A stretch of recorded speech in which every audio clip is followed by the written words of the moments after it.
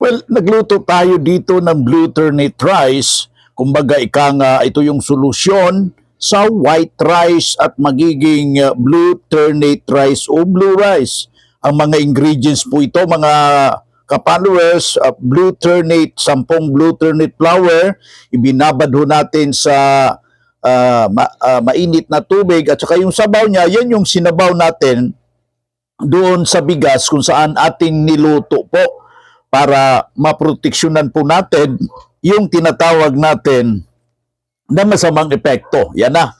Niluto na po natin yan at saka yun, kumukulo-kulo na po yung blue turnip rice at makikita mo talaga na blue at ito'y hindi na po nakakasira.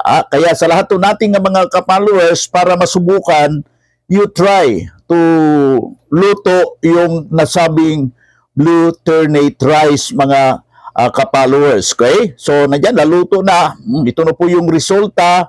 Naluto